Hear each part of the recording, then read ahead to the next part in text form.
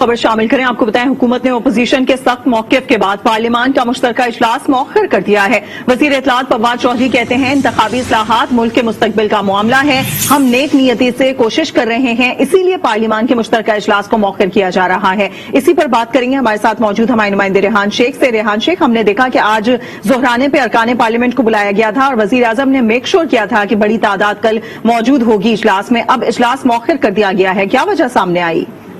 जी बिल्कुल, देखिए, पार्लियामेंट का जो मुश्तरका इजलास कल 11 बजे बुलाया था उसको मौखर कर दिया गया है और वफाकी वजीर इत्तलात फवाद चौधरी ने इसको कंफर्म किया अपने ट्वीट के जरिए। और उनका ट्वीट में ये कहना था, इंतखाबी इस्लाहात मुल्क के मुस्तकबिल का मामला है, हम नेक नीयती से कोशिश कर रहे हैं कि इन मामलात में इत्तफाक़ी राय पैदा हो। इस सिलसिले में स्पीकर असद कैसर को अपोजिशन से एक बार फिर राब्ता करने का कहा है ताकि एक मुतफ़िका इंतखाबी इस्लाहात का बिल लाया जा सके। इसी तनाजुर में जो कल इजलास जो पार्लियामेंट का मुश्तरका है वो मौखर किया जा रहा है। हमें उम्मीद है अपोजिशन इन अहम इस्लाहात पर संजीदगी से गौर करेगी और हम पाकिस्तान के मुस्तकबिल के लिए एक मुश्तरका लाएअमल इख्तियार कर पाएंगे। ताहम ऐसा न होने की सूरत में हम इस्लाहात से पीछे नहीं हट सकते। अच्छा, रेहान शेख, कुछ पता चल सका है क्या वजह सामने आई, या फिर फवाद चौधरी ने अपने ट्वीट के दौरान कोई इशारा दिया हो कि वजह क्या बनी?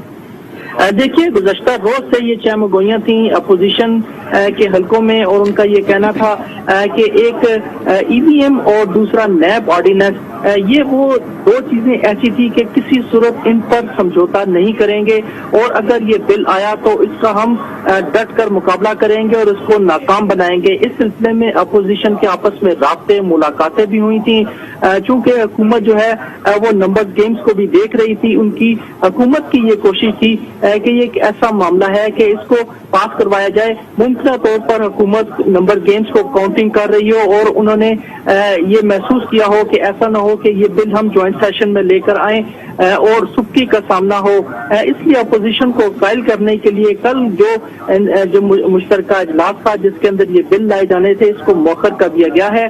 स्पीकर असद कैसर, इसी तरह वजीर दिफा परवेज खट्टर को दीगर जो वज़रा हैं उनको टास्क सौंपा गया है। वो अपोजिशन से राब्ते करेंगे और भरपूर कोशिश करेंगे कि अपोजिशन को इस पर कायल किया जा सके ताकि ये बिल बआसानी पार्लियामेंट का जो मुश्तरका इजलास है इससे मंजूर करवा लिए जाए। रेहान शेख, जिस तरीके से आपने जिक्र किया कि नंबर गेम में हमें कहीं ना कहीं हल्का फुल्का कुछ होता नजर आ रहा था, लेकिन हमने आज देखा कि ज़ोहराना बुलाया गया था वजीर आजम की जानिब से और वजीर आजम ने आज अपने अरकान पार्लियामेंट से खिताब भी किया और वो काफी ज्यादा कॉन्फिडेंट नजर आ रहे थे। इसके बावजूद हम देख रहे हैं कि कल का जो इजलास है वो अब मौखर कर दिया गया है।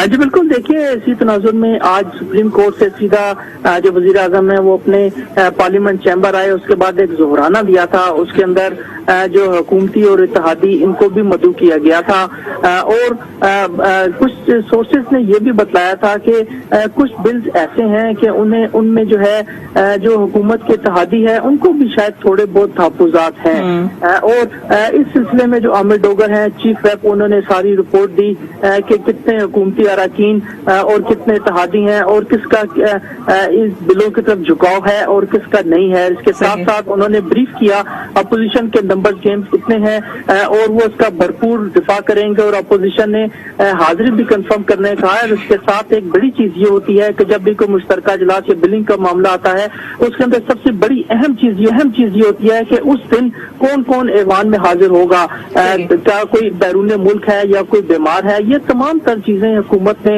अपना होमवर्क किया होगा।